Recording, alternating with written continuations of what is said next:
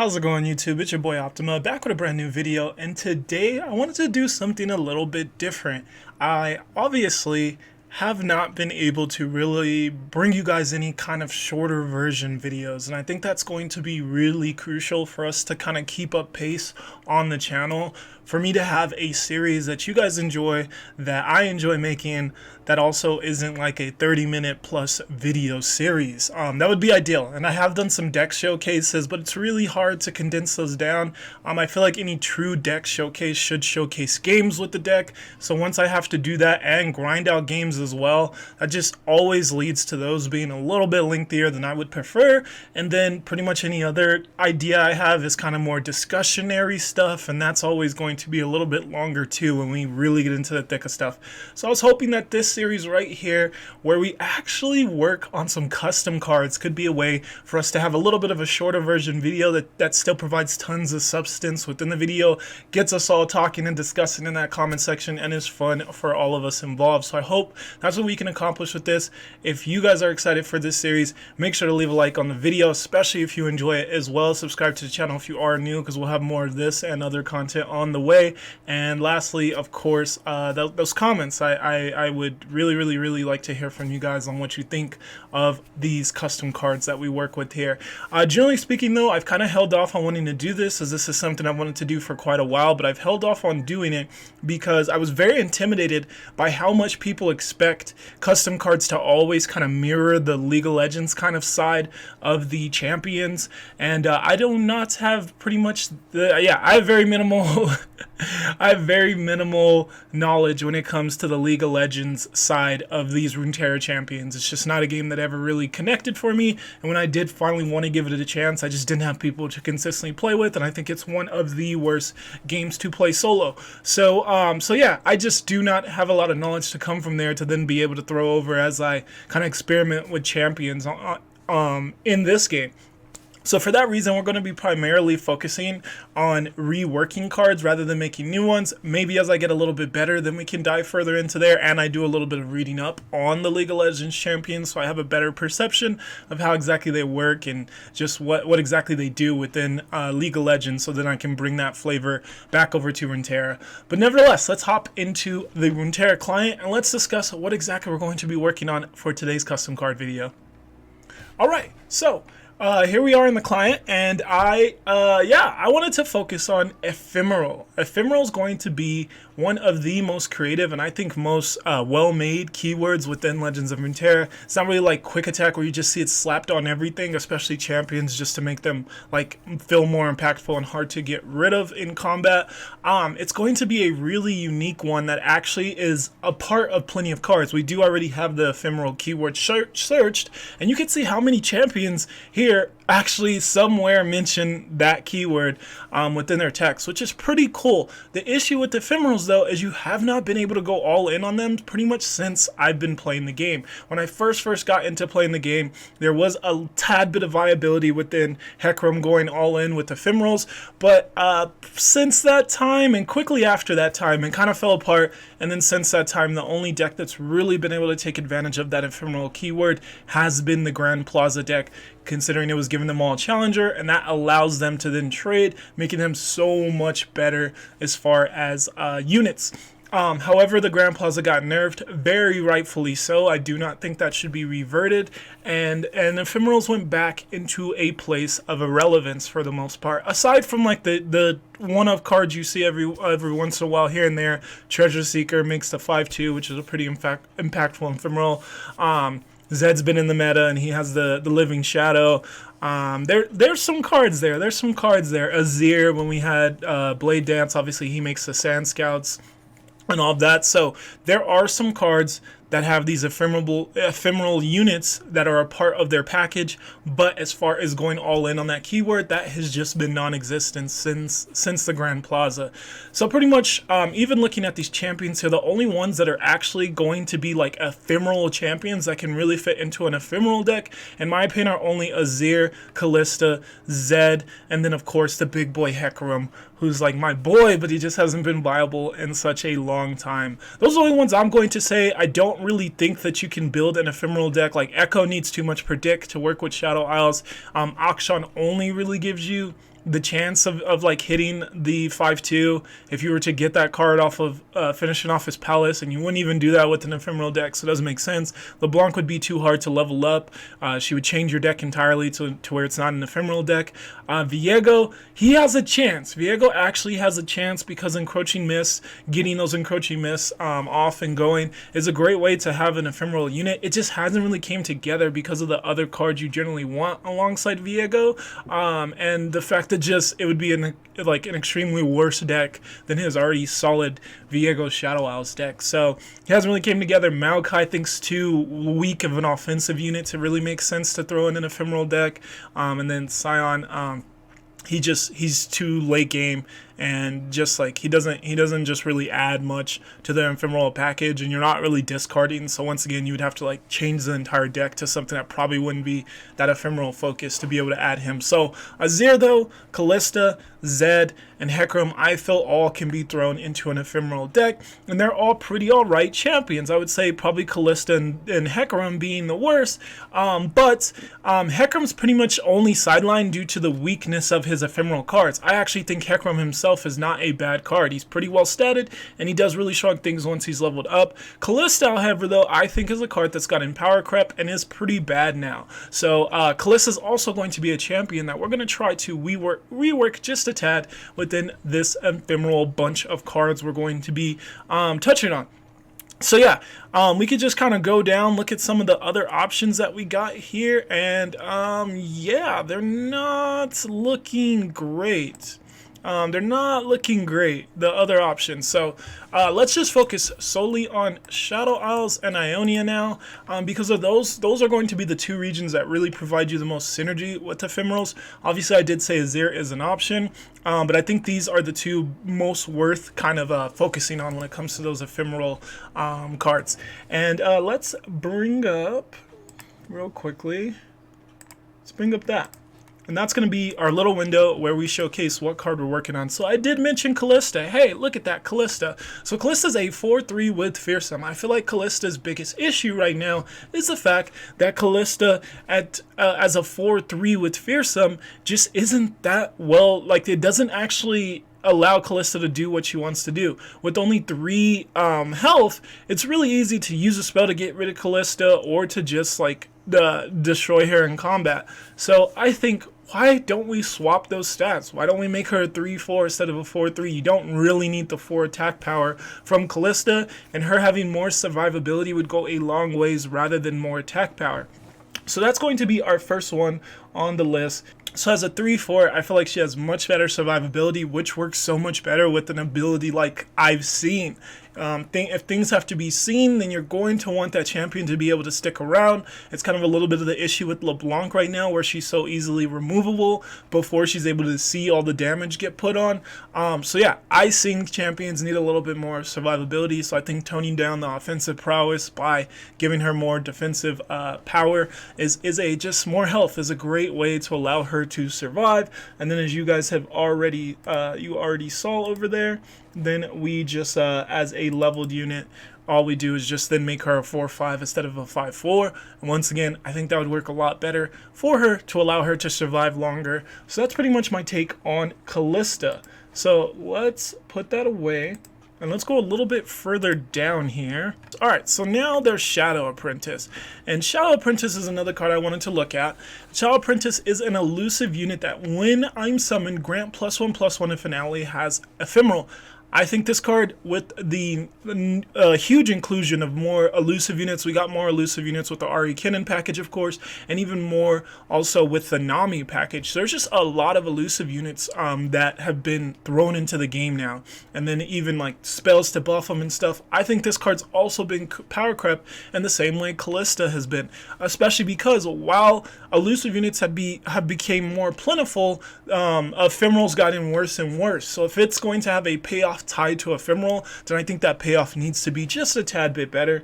So that's going to be another card that I believe that just needs a minor touch up. So for Shadow Apprentice, I believe that we can do it where when I'm summoned, grant me +2/+1 if an ally has Ephemeral. I think that'd be a lot better since it's a 3/2, so not like a 3/3 elusive unit that's pretty strong and hard to remove, but a 3/2, so it still dies to a decent bit of stuff, can be chump blocked by other elusive units, like just the 2/1 that like gets recalled. It could be chump blocked pretty easy by those other elusive units, but still, if there's nothing on the field, 3 damage to your Nexus is pretty good and would be great for the elusive, for the Ephemeral package to have some strong payoffs. So I really like doing this with Shadow Apprentice. It's going to be my first follower change. Then Steered Spirits, or Starred Spirits? I hope Steered Spirits sounds right, so I hope I'm saying that correctly. But yeah, this card as well probably needs a little bit of a change, and primarily I see it this way just because it is a support unit, and support allies, in my opinion, need decent defense. They don't need strong attack. They need defense so that they can support more than once. This card would be ideal if it can support more than once. You use this on like a hapless aristocrat that hasn't like died yet, so it's not a spider yet, and then you make it ephemeral, so then you still get that spiderling afterwards, and then now he can, and then hopefully Steered Spirits can then help you out with another ephemeral attack. I think that'd really go a long way. So once again, just another one of those cards that we're swapping the attack and defense. No need for it to be a 3 attack unit. It would be much better as a 2 attack unit with 3 health, so it can support more than one turn. Hopefully there is a decent bit of 3 attack 2 drops, but they're a lot less plentiful than 2 health units that would easily chump block this after it supports once.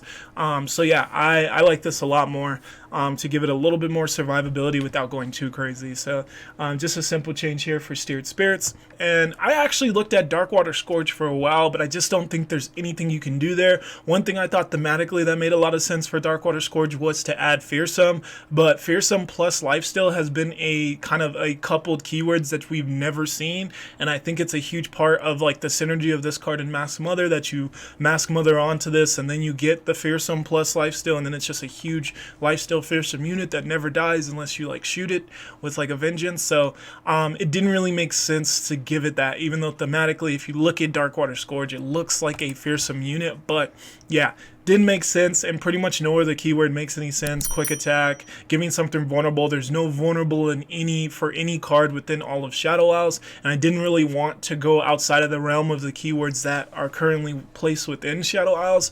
I kind of thought of maybe some Last Breath stuff, but that also didn't really make sense for this card considering what it already does is such a beefy, huge unit, especially if you can Death Mark onto it. So I think Darkwater Scourge has to be left alone, even though it is so easily shadow blocked, and I really dislike that. It like Solari Sunforger has the same issue, but he still stays around as a 5/4. This just goes away. So not ideal, but I don't really think there's anything you can do about it. So that's going to be Darkwater Scourge. The next card though is going to be Iron Harbinger, or Harbinger.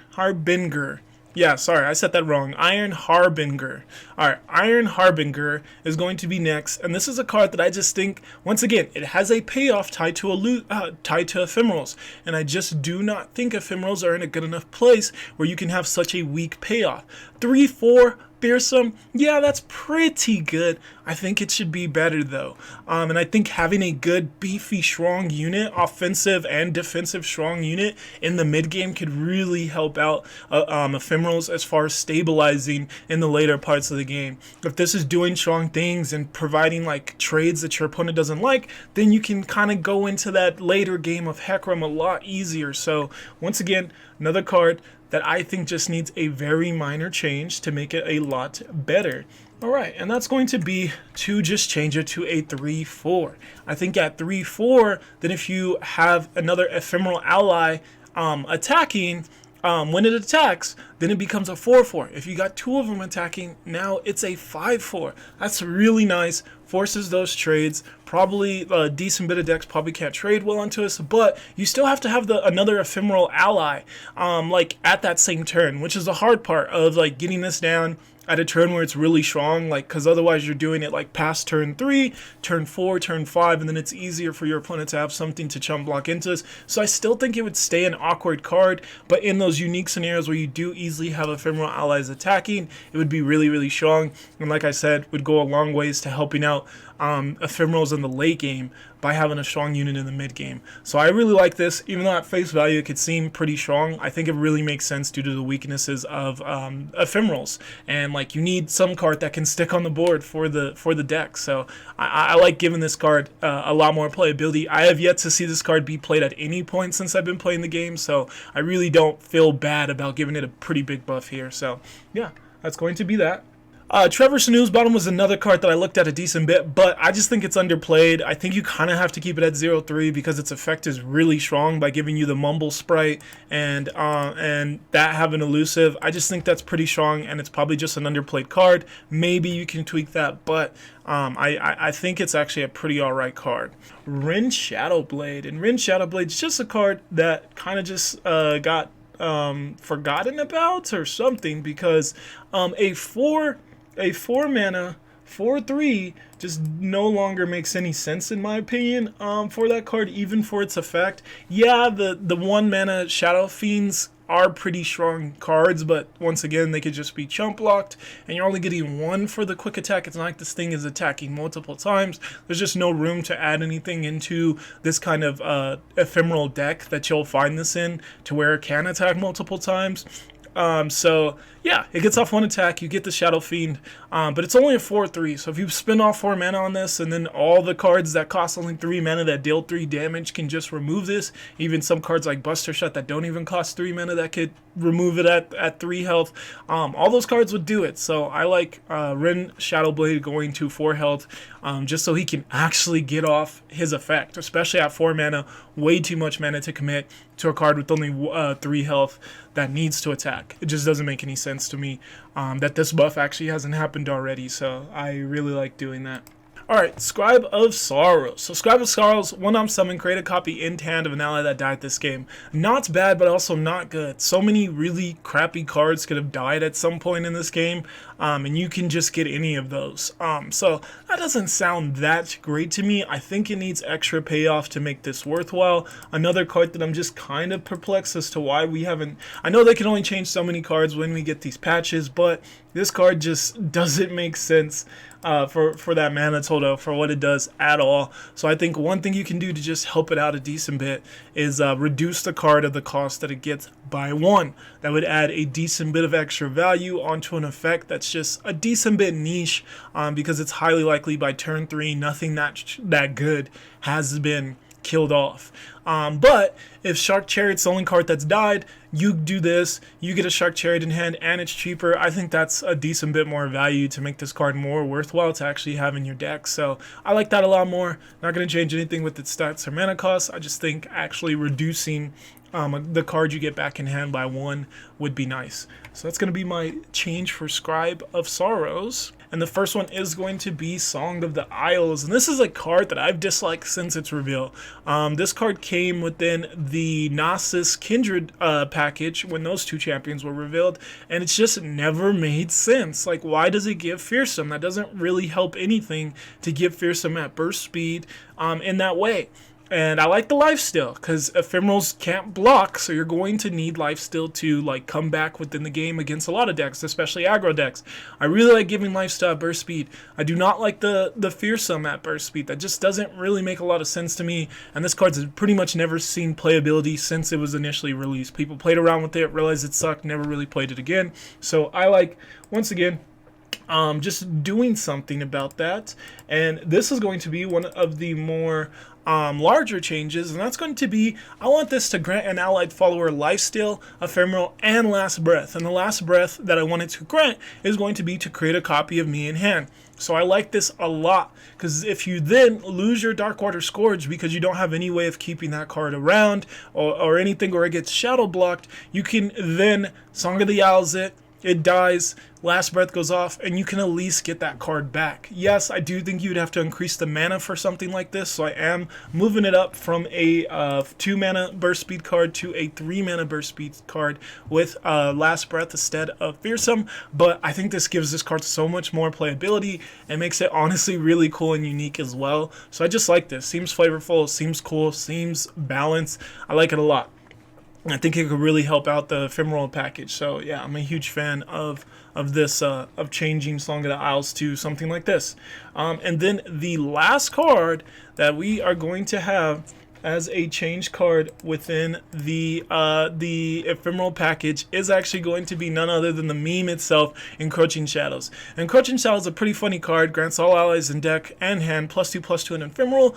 I think there is unique scenarios where this can be good, especially if you're using, let's go up to that elusive card. If we go to the elusive 2-drop, right, there we go. Where is it? There we go. Silent Shadowseer. That's really good for a card like Silent Shadowseer to be getting something like that. And maybe if you have other like non-ephemeral units that are like that are elusives and stuff, you can also make that work. But I don't know. No one's really been able to make this Encroaching Shadows work as a real legitimate card other than just a meme with it working this way. So I thought, why not possibly change this? So this is one that I'm a little bit more hesitant to do, but I do think it's something worth considering. And I think, why not make it slow speed and just make it so much better? Grant ephemeral allies everywhere +2/+2 if you have summoned A+ ephemeral allies. A+ may sound super steep. That may be what you're thinking, but you have to keep in mind that we have cards like where the heck is it? Oh, there we go. Onslaught Shadows and Haunted Relic to summon like 3 and 2 in one turn for just 2 mana. So, and you would definitely use those cards if you were using this this style of card, this like Encroaching Mist card. So yeah, so for that reason, I think 8 is pretty necessary, just so that this doesn't get like cheesed, just to be able to use it. It would make it pretty bad if this gets denied or something, but it at least, I don't know, like a game finishing card. If you have an ephemeral on board, you slam this, you attack with them, those Shark Chariots come back, and now they're, instead of them being 3/1s, they're 5/3s. Really scary cards. I just think it gives ephemerals a little bit more finishing power aside from just hacker them, and it also just gets this card away from just being a meme. I like it personally. Maybe could go less than the 8, but I kind of like it at 8 just to make sure that you've really had to hone in on those ephemerals to make sure that this card gets to be the game finishing card that it would provide. And it is Grant, so it also would mean that if your opponent like survives that first onslaught, then they have to survive another. So I think considering it's Grant, the 8 makes sense. And that's my idea for Encroaching Shadows. And that's going to be my overall ideal for this ephemeral package. Thank you guys so much for watching. Really appreciate it. Let me know what you guys think of custom card videos and overall just this like style of content. Let me know if you enjoyed this take on ephemerals and what exactly package you would like to see me work around next. Would really love to hear from you guys. This was fun to do. I liked it a lot, and the video is not as short as I thought, but we tried. So I'll see you guys in the next one. For now, peace out.